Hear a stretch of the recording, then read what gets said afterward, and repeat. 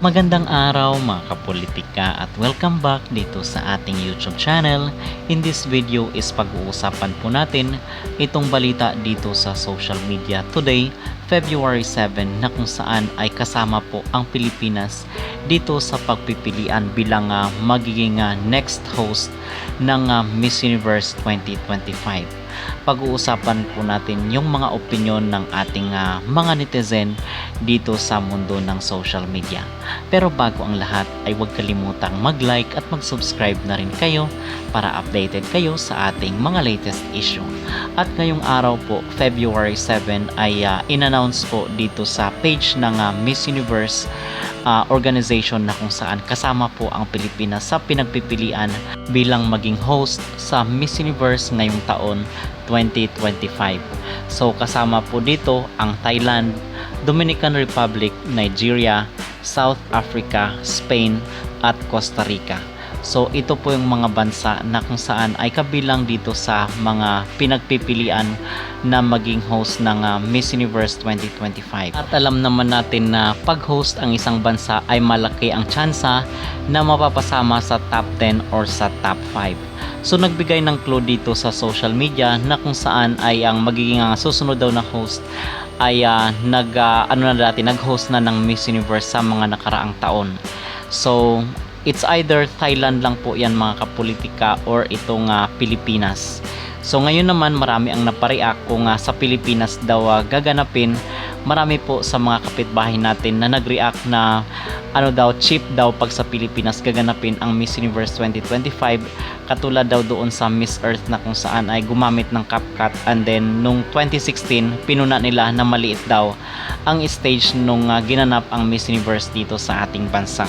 So talagang ayaw ng mga kapitbahay natin na dito sa Pilipinas daw gaganapin ang Miss Universe. Dito naman sa post sa social media ay kita na kung saan ay nasa loob ng private plane itong mga head ng Miss Universe organization na sina Raul Rucha, sila Anja Carotatip, si Osmil at si Olivia Kido, at papunta daw sila dito sa Asia. So marami ang na-excite kasi sa mga darating na araw ay i-announce nila kung saang bansa ang susunod na Miss Universe para sa taong 2025. At ano ba yung ating maging reaksyon at ano ba yung ating maging opinion mga kapolitika dito sa balitang ito na kung saan isa ang Pilipinas sa pinagpipilian na maging host ng Miss Universe 2025. Hindi naman sa pagiging bitter, pero hindi po tayo boto na sa Pilipinas gaganapin ang Miss Universe 2025. Siguro maganda sa Thailand. So merong positive at negative or advantage at disadvantage ito para sa atin. So hindi naman lingid sa ating kaalaman yung nangyari doon sa Miss Universe 2024 na kung saan is nalaglag itong si Chelsea Manalo. Ang kagandahan dito pag sa Thailand mga kapolitika ay maganda talaga ang production pag sa Thailand. Kasi in the first place, wala naman sa Pilipinas yung first option doon sa mga bansa na pinagpipilian from the start. So ngayon ay bigla na lang lumitaw na sa Pilipinas ang isa sa mga pinagpipilian na bansa na kung saan is gaganapin ang Miss Universe 2025. So siguro ito ay pangbangga nila dito sa Miss Grand kasi lumalawak nga itong popularity ng Miss Grand kasi maganda yung production. At the same time yung mga Pinoy mga kapolitika ay nahook na rin po dito sa Miss Grand International. At kitang-kita naman ito doon sa naging grand homecoming ni CG Opiasa sa SM MOA. So threaten rin po itong Miss Universe kung kaya isinali nila itong Pilipinas. Well, magantay na lang po tayo ng announcement ng Miss Universe. At kasi pag dito kasi sa Pilipinas ay baka mahaluan po ng kulay, especially pag kasama tayo sa top 5. Alam na po natin yung iisipin ng ating mga kapitbahay. But yung maging disadvantage ito na makikita ko pag sa Thailand ay siguradong meron po ito namang lutuan na magaganap. Okay?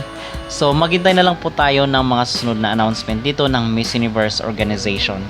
So mga kapolitika, ano ang inyong maging reaction dito na kung saan ay kasama po ang Pilipinas sa maging host ng Miss Universe 2025, isa sa mga bansa na pinagpipilian na mag-host ng naturang beauty contest. Kayo po ba ay boto na kasama ang Pilipinas or dito sa Pilipinas kaganapin ang beauty contest ng Miss Universe para sa taong 2025?